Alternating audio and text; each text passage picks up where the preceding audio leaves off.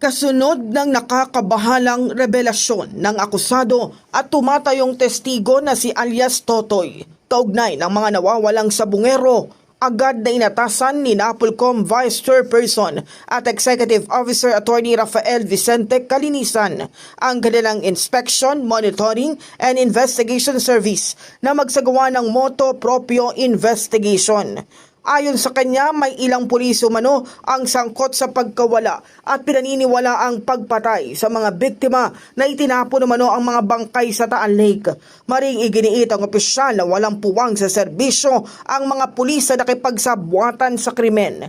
Nanawagan din siya sa mga kaanak ng mga biktima at sinumang may impormasyon na magsampa ng reklamo sa NAPOLCOM upang mapabilis ang investigasyon. Kasabay nito, nakikipagtulungan na rin ang NAPOLCOM sa Department of Justice at Criminal Investigation and Detection Group. Maalala ang una nang tiniyak ng Philippine National Police na hindi nila palalagpasin ang sinumang opisyal, sibilyan o kapwa-pulis na may kinalaman sa kaso.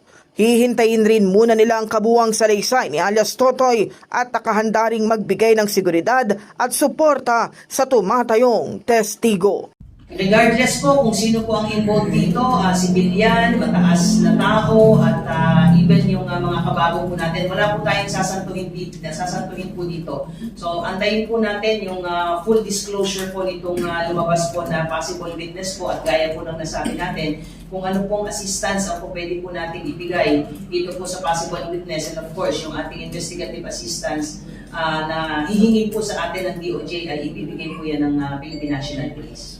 In the heart of changing lives, ako si Brigada Kath Austria ng 105.1 Brigada News of Manila, the Music and News Authority.